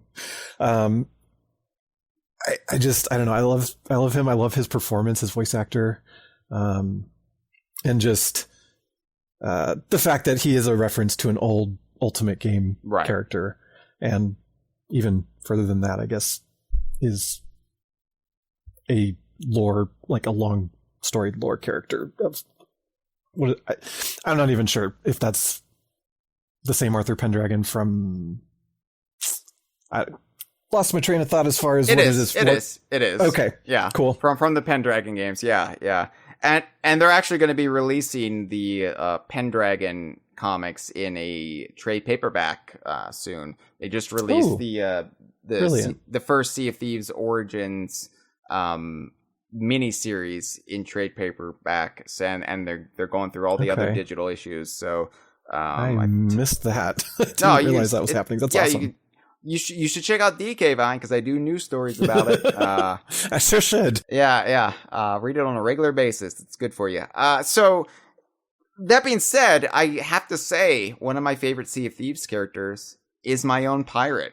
I've really grown attached to my pirate, and how he has progressed, like as a character, because he's kind of evolved as the game world has evolved. I took screenshots of that pirate generator when on launch day, March 20th, 2018, and I look at that guy now, and I look at him today, and he's almost unrecognizable. And it's just fun that you can actually wear like 5 years of accumulated adventures and struggles and strife on your character. And I wish they would add more to it, because I feel like, I guess with captaincy you can have it like reflected on your ship, but I feel like there's not enough, like once you get beyond the tattoos and the scars and other physical alterations, there's not a lot you can do to really signify, hey, my character has gone through this and gone through that. But he cut his hair when he became a pirate legend. Nice. Mine's been bald the whole time to reflect myself. Speaking of, I mean, my pirate character too is very near and dear and special to me, and maybe even a little more so because he has his own existing lore in the game with the Sea Dog Peg Leg. It gave him a backstory that I would have never given him, but I have fully embraced, and I've only ever worn that peg leg. I hate that when you put on costumes in the game, it forces you to change that, because it feels like a betrayal to my character. Right. But yeah, I keep dropping hints to any rare designer I can that, you really have this character you should explore a little more. Well, that's for you. Lore. That's for you to do. Well, yeah, but I would love to see him as a significant part of a tall tale. Maybe he's referenced as, the great experimenter of exploding kegs. I don't know. That's his lore anyway. Meanwhile, Greg Mail spelled my last name wrong. Oh no. No, it's fine. I worked it into my lore. It's because my family changed their name because the association with piracy. Right. Yeah. That way the government didn't get their money. The money that he made on the Sea of Thieves. I mean, it's all gone now. I'm a Donkey Kong journalist, but anyway. So yeah, I also really like Pepito Kong, my monkey companion, who fulfilled a long-standing DK Vine joke about there being a character named Pepito Kong. And of course, there was this whole it was a thought experiment. What if Rare created a character named Pepito Kong? But there was no like established Donkey Kong characters or any other DKU characters in the game, would that game then be DKU if Rare was making a game with a Pepito Kong?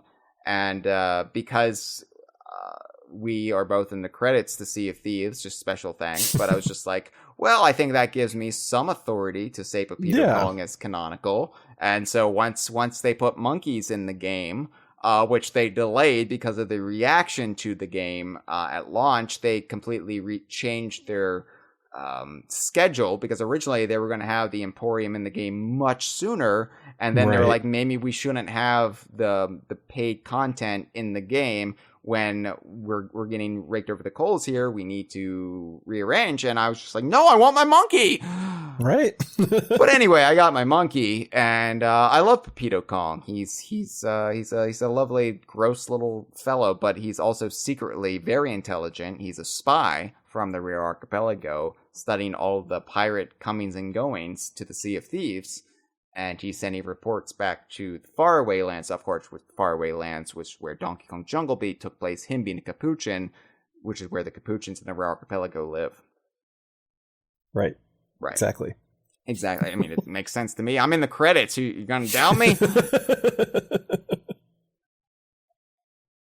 Speaking of the DKU and Rare in general, I feel like I need to bring this up because it's an opportunity to bring it up. Because Jephren, you and I are two of the biggest Banjo-Kazooie fans in the world. I'll just say in the world. I would agree. I know that's bold to make that proclamation, but come on. I mean, I really do feel like very few people love Banjo and Kazooie as much as we do. And I don't think we should have to quantify that to anybody, but no. Do you ever, being so visibly online in the Rare fandom, in the Rare community, do you ever encounter hostility from some Banjo-Kazooie fans, some Banjo-Kazooie diehards for liking Sea of Thieves as much as you do? Yeah. It's been... okay, good. Yeah. I'm glad I'm not the only one. It's been interesting because my online presence as part of the Rare community kind of started in 2015. It really was actually the announcement of Yooka-Laylee, and then the replay. You actually joined the DK Vine forum shortly before we were. I mean, it was 2015, wasn't it? It sure was. Yeah, yep. Okay. It was that summer. Yep.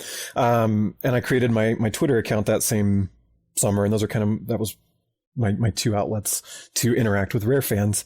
And what I've come across in the years, and it started pretty bad back then, and like you said, this was the rebirth of Rare fandom, so to speak, maybe. I ran into a lot of people who were on that old mentality that, all the good people left Rare, and Rare's dead, and Rare's a shell of itself, and nobody good works there, yada yada, all the bullshit that people came up with because of certain YouTubers and etc. I mean, that had been around since 2000 when Free Radical formed, right? Which, like, I'm not when I push back in these claims, it's not to talk down to the people who left to form Free Radical. They're very talented group of individuals, of course, but to say like all the good ones at Rare left is such a misstatement when like, wait, who, because the implication is that everybody involved in Donkey Kong Country, Banjo-Kazooie, right, Conquer, like they all left en masse. And I'm like, no, Greg Mails is actually still there. You know who Greg Mails is? Robin Wheatland is still there. Paul Makachek is still there. Like, it just go down the list, but it doesn't even matter because it also implies like, oh, they haven't hired any good people in the last 2 decades either. That's the bigger thing. Yeah. And so initially when I kind of first became a part of the online Rare community, I ran into a lot of that, and I would, I'd argue with people, and whatever, why do you argue with people on the internet? It's a waste of time. But at the end of the day, it's such a disservice and such a discredit to the amazingly talented people who are there, and the people who did pour their heart and souls into the Kinect sports games, into everything since the acquisition and the whole time, all 30, 7, 8 years we're into. Like, Yes, it's different. Every studio is different. And, and like you said, Greg Mails is still there. You could say he was the driving creative mind behind Donkey Kong Country and Banjo. He is. That's not like you could say he is the creative driving mind. And it's so easy to counter argument people who talk shit about modern Rare. And it's like, well, okay, if you were to talk shit about modern Amblin Entertainment, everybody who worked there in the 80s and worked on E.T. is gone, but Steven Spielberg's still there. John Williams still does the music for their movies, etc. And so it's like, if you can start drawing parallels to other media and be like, oh yeah, I don't really know anybody except Steven Spielberg from Amblin. And that's not to discredit that there hasn't been amazing people and whatever, but it's that so much can be derived from a creative leader. And a lot of credit to the Stampers for what they did when they were there. I think everyone speaks highly of their technical prowess and their understanding of the trends in games and what, Rare designs on the future. They'd always come up with a game that they think was 5 years ahead of where everyone else was. And they always have been, and they always are. And, it's registered better with the fandom, with the greater gaming community at different ways at different times. They set the trend for 3D platformers with Mario 64. and you could say they maybe improved upon Nintendo designs for a slew of games there in the 90s, but they also revolutionized first-person games on consoles. So there's all sorts of stuff. And Sea of Thieves being a cooperative online game, there wasn't a lot of that. I mean, Left 4 Dead is the only other one that was prominently around prior to Sea of Thieves. Everything else was still combat focused. You had the hero shooters was a big thing with I can't remember what those are, but there's like three popular ones. And then the Destiny type games like that Bungie went on to do after Halo. And so again, Sea of Thieves kind of set a new genre with a shared world adventure game. Right. All this to say, I've argued ad nauseum to explain why modern Rare is as good as old Rare for different reasons and different ways. And yes, they're using a third party engine instead of an internal engine. And is that better or worse? All these different things. But at the end of the day, yes, I run into a lot of Banjo-Kazooie fans who claim that Rare is shit now and that they shouldn't even be allowed to touch Banjo because they would just fuck it up. Versus, okay, but look at the other 3D platformers in the space. Even look at Yooka-Laylee. It wasn't a perfect game, and I love that team. I love all the people who worked on it, and it is a amazing game. But it absolutely lacked Greg's design on levels and not gameplay specifically. The gameplay was great, but the moment to moment gameplay, I guess, is what I would call it. It to me, it lacked Greg's touch, and that hurt it. Not to say it needs him and that they can't do amazing things, because look at Impossible Lair was absolutely on par with the DKC2 in my eyes. So all of that coming back. No, I got you. I'm keeping up. I face that a lot with Banjo fans, and I feel like they've started to come around as Sea of Thieves has proven itself to be a mainstay and has 30 million players and has a dedicated community. I think a lot of them are like, okay, yeah, and Banjo and Smash helped, and the merchandising both helps and hurts, because people are like, oh, well, they'll merchandise it, but they'll never make a game. Like, okay, but don't make a game just for the sake of making a game. It has nothing to do with it's right. They'd be just as pissed if there was no merchandise. Be like, oh, they forgot about it entirely. So, they're doing something to appeal to the fans, and people find a way to make it a negative. The thing that always comes back to me is people are like, they're just doing the merchandise, and if you support the merchandise, we'll never get a new game. And I'm like, what? Right, yeah. What? No.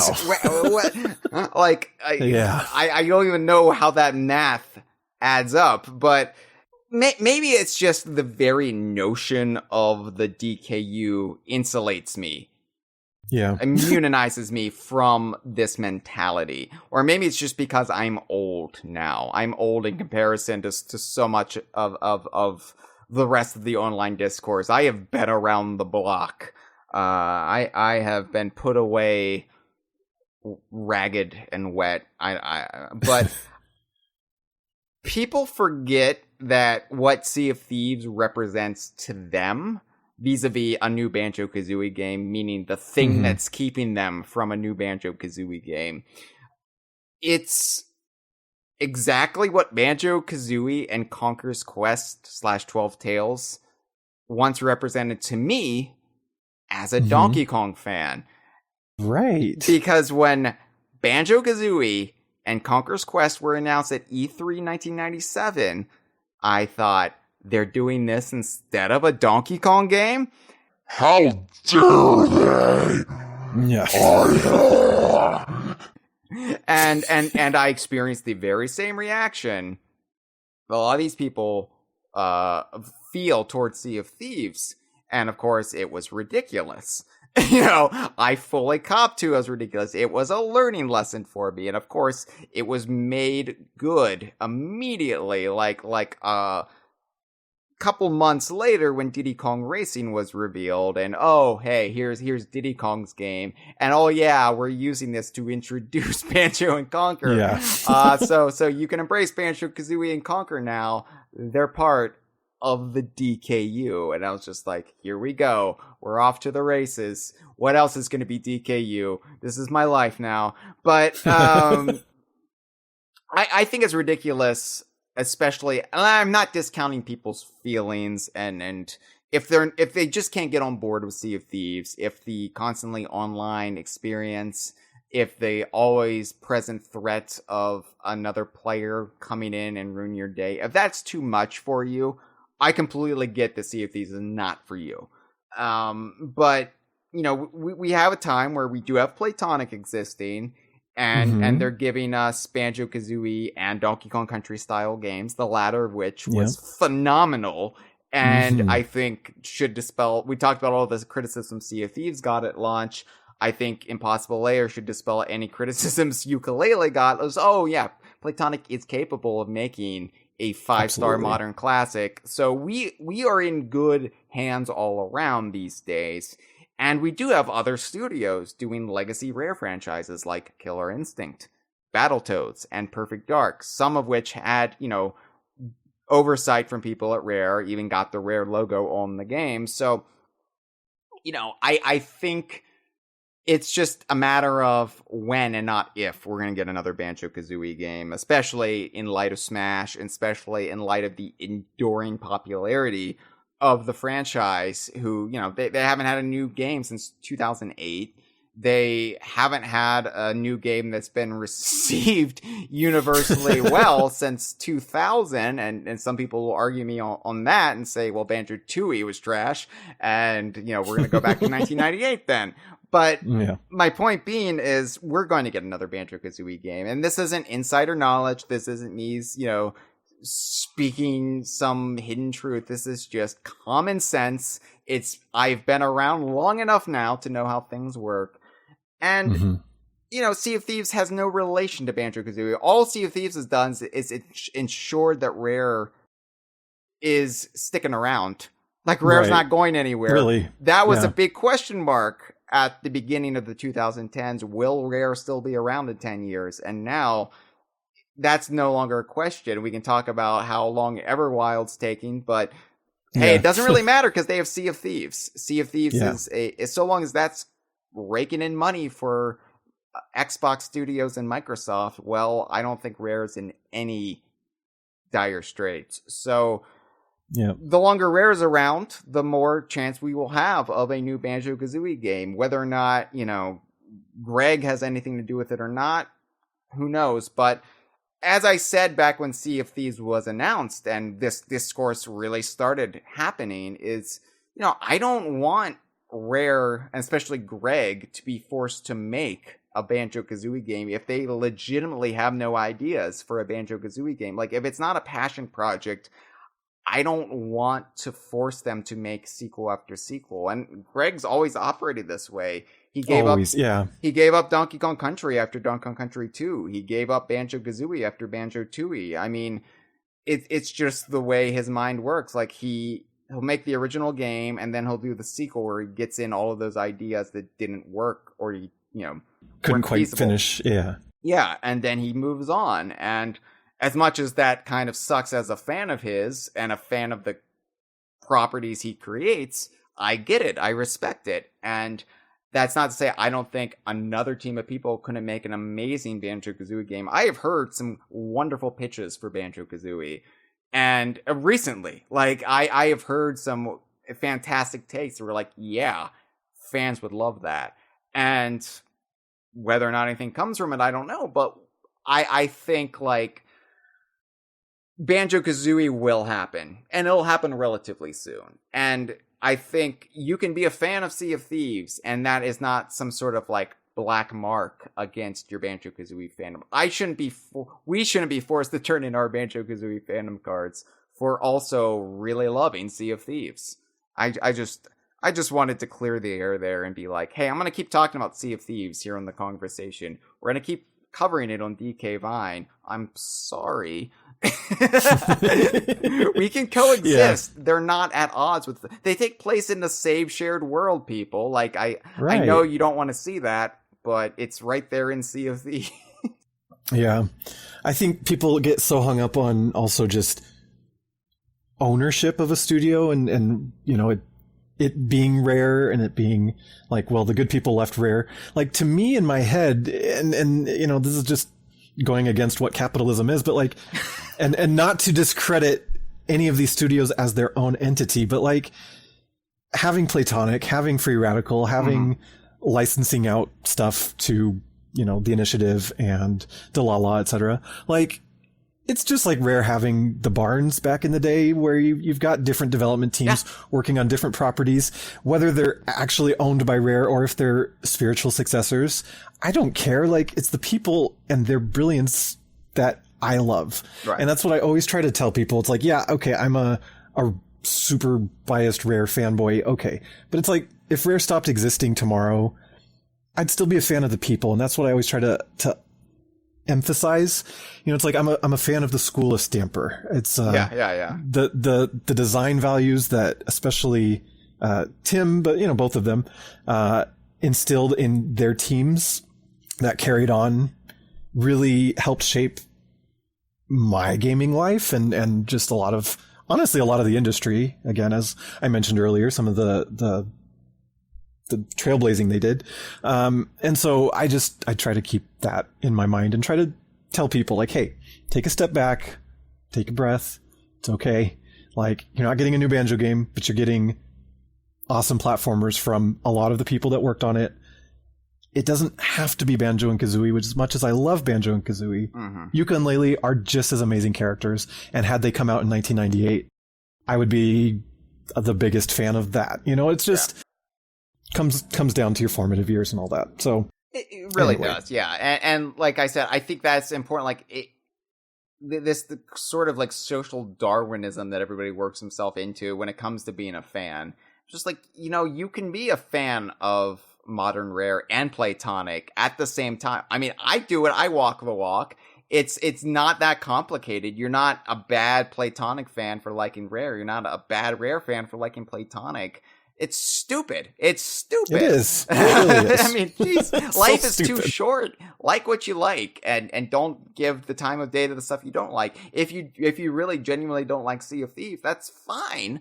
But don't hold it against anybody else. And a willingness to accept when there's flaws. Like, as much as I love the Stampers and I love old Rare and 90s Rare, they had shitty work ethic. They did so much overtime. They didn't do credits. Like, that is so fucked up. Like, I could go on and on about it, but it doesn't matter and because I don't think they really were set up to evolve for what modern gaming became, which was immediately clear when they joined Microsoft, and they couldn't really adapt to what gaming was becoming, and really couldn't until Sea of Thieves. And I think Playtonic being set up the way it is as an indie studio, that is the niche to keep making games like they used to make, and it works perfectly well. But when you have all these expectations placed on you as a prominent pillar of your, first party, ecosystem of studios, then you got to make something like Sea of Thieves, which they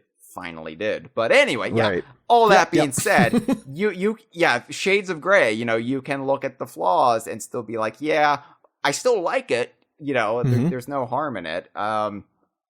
So that being said, all of that being said, Jephren, where the hell is Captain Black Eye in the game? Now, yes. okay. I don't want to come across as entitled, especially when I've been trying to get TT in the game, and especially now as a ship trinket for the last 5 years. But one of the most thrilling parts of that initial reveal at E3 2015 was the misconception that was actually spurred on by Greg tweeting on Twitter that Captain Black Eye was going to be a featured character in some fashion in Sea of Thieves. And he has factored in very minorly to the lore because he's been mentioned by an NPC, Cecil, who is who runs the clothing shop on Golden Sands Outpost. Like, I don't know if they've changed the dialogue since it became New Golden Sands, but I know Cecil mentioned that the owner of the clothing shop was Black Eye. So anyway, your pirate can also intercept a parcel sent by Captain Black Eye to Jolly Roger, and Flameheart Jr. has a direct encounter with Captain Black Eye in the Tales from the Sea of Thieves book. So, he has sort of appeared on the peripheral of everything, not actually physically appeared, but he has, been on the sidelines in the shadows. And Greg, of course, did sail as Captain Black Eye, right? At least for a bit when the game launched, but it was more him claiming his pirate character as Captain Black Eye than them modeling Captain Black Eye, putting him in the game, and having Greg go nuts with him. So the lore is clear that Sea of Thieves is a prequel to the rest of the shared Rare universe. And the reason we consider Sea of Thieves to be DKU, the thing that got it over the threshold officially was Greg sailing as Captain Black Eye, but we also have the Pepito Kong rule as a fallback. So my monkey makes a DKU if that doesn't count, the first thing. But I know a percentage of Sea of Thieves players who don't care about earlier Rare lore is probably much higher than those who do. But I would still say it would be a huge, huge missed opportunity. And in my opinion, a significant blow if they don't take it. And, it would be one thing if Sea of Thieves was just comprised of original characters with no ties to earlier Rare and Ultimate projects. But as you already mentioned, Sir Arthur Pendragon is in the game, and the crew of the Black Witch also appear. And, it's a relatively reliable, reoccurring part of the lore of the ongoing narratives of Sea of Thieves. So when does the Project Dream crew get their due? Mm-hmm. Yeah. I am waiting for Captain Black Eye. And I know TT has kind of become my mantra, my rallying cry. But honestly, you got to get Captain Black Eye in there at some point, right? Like, I'm not crazy, right? You're not crazy. I mean, not in this sense. But no, why wouldn't they? And I can't believe they haven't. So it's interesting to me that Greg was kind of so coy and teasing it early on, and that it didn't really stick. And, maybe some of that has to do because he did hand the reins over to Mike Chapman. It was, I think, October of 2017 when Mike took over as the creative director, and Greg kind of let him continue on. So maybe partially that, it's not as personal to Mike since he didn't work on Project Dream, although Mike's as big of a long-term Rare fan as you and I are. So yeah, I remember grilling Mike Chapman first time I got him in my sights, which is hard because he's so tall.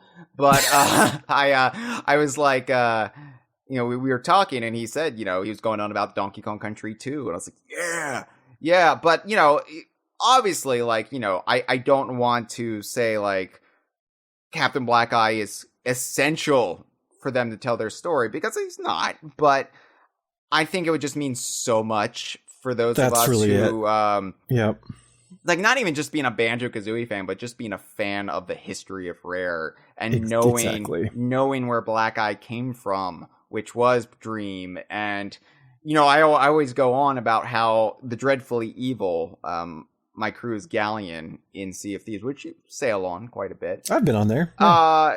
It has the Baron Bird figurehead as its figurehead, and it has the explicit reason for us sailing with that figurehead is when we encounter Black Eye in the game, you could conceivably make it so when he tells the story in Banjo-Tooie about how a bear stole his glory, he's actually referring to that figurehead. Absolutely. Which, of course, the figurehead is modeled after the cave painting by the ancients because the ancients foresaw Banjo and Kazooie, and they would tell tales about it. So in it comes full circle. So the figurehead that has caused Black Eye so much drama in his life is actually modeled after Banjo and Kazooie. He just doesn't realize it. Banjo and Kazooie don't realize it. I really love the symmetry of all of that. Yeah, no, that's perfect. I mean, it'd be such a perfect tall tale to have it, even if you encounter Black Eye and his crew, and then the Baron Bird of the Ancients, either he's on a quest to discover, I don't know, something, and then at the end of it all, they steal his glory. Could be spectacular if done correctly. I don't know. Yeah, and I don't even need him to be like a major character. Like, obviously, he's never going to matter to the game like the Gold Hoarder, Flameheart.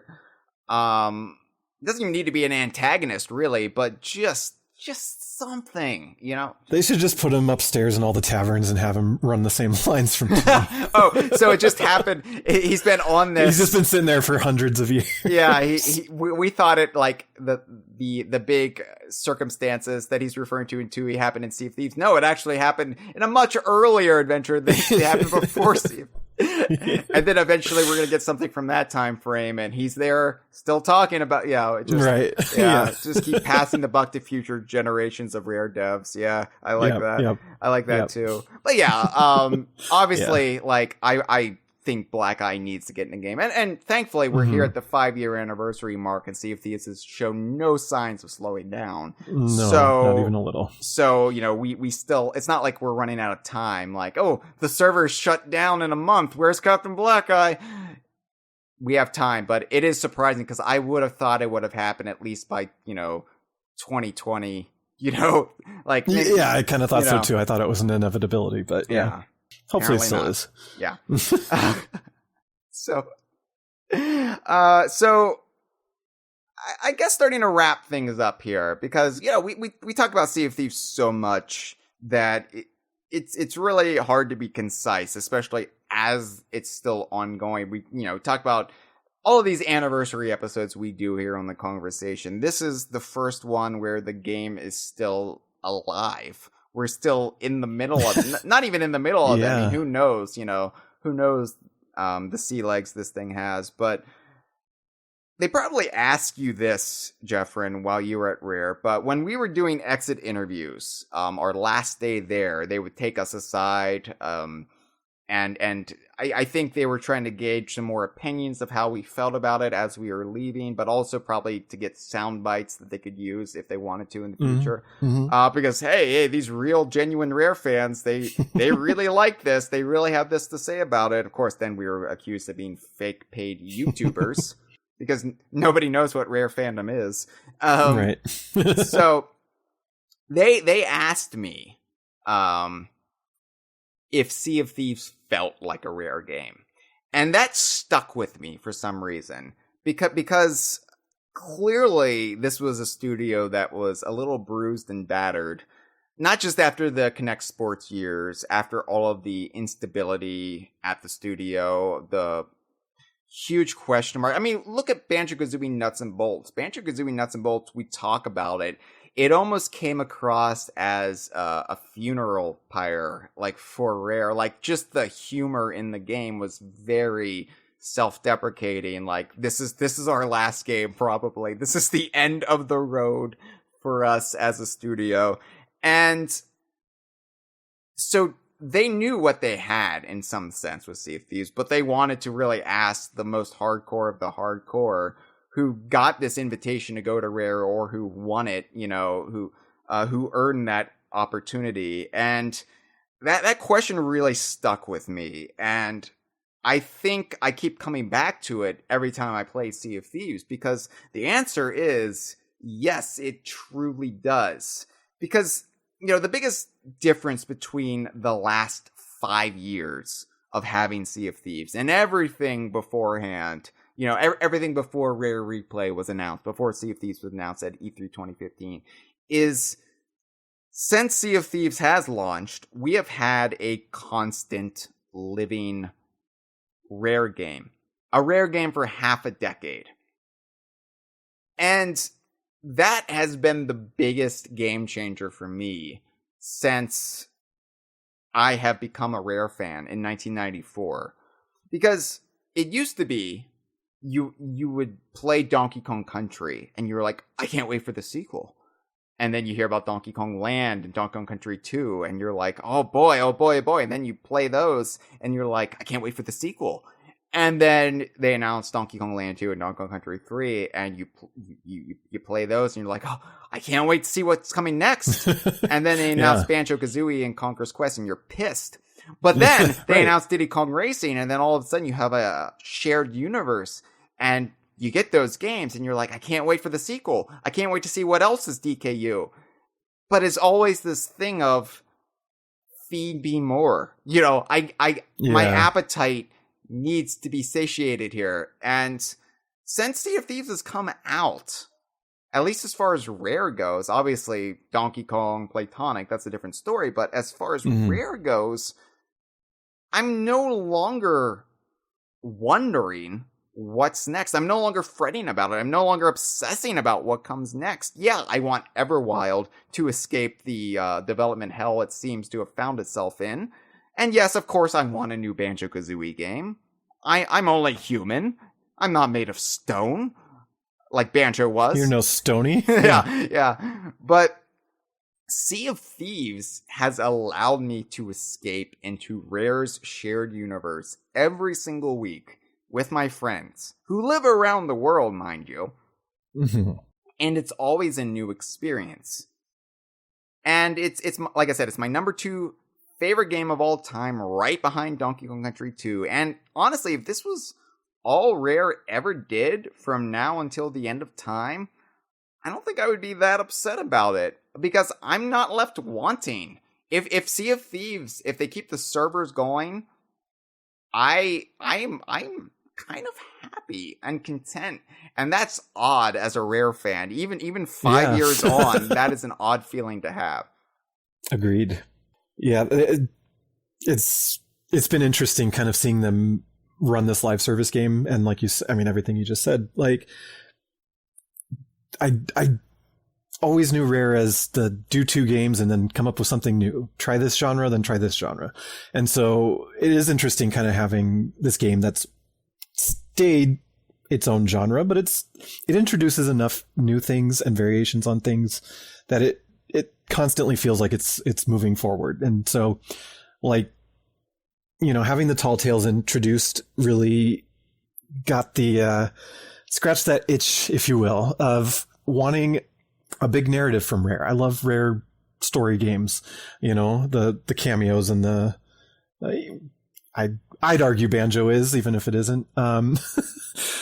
So just having these stories and these characters and fully voiced out and acted out and just big epic music moments and battles and all that stuff together has really satisfied that for me. And like I said earlier, having those outside studios working on adjacent or actual Rare properties still satisfies that other part of me that does want those things. And even having 2 teams now with Everwild and knowing that that's there and knowing that there's still incubation happening, there's still other things, like, we kind of touched on it, but like, we don't actually know what Greg Mail's next game is, because he did sort of step back from Sea of Thieves in 2017, assumedly, and I assume he started early work on something at that point, and he did.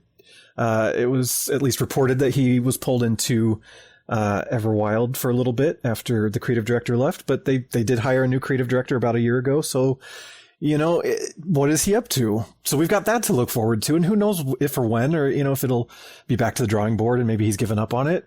I've got plenty of theories on that, but it's fun to at least still have that, where we're getting this live service game that's constantly updated, constantly giving us all these new things that we would want out of Rare. And then we've still got the speculation of Everwild and the speculation of what Greg Mayles is working on. So to me, I'm still loving where they're at. I think it's never been a better time to be a Rare fan.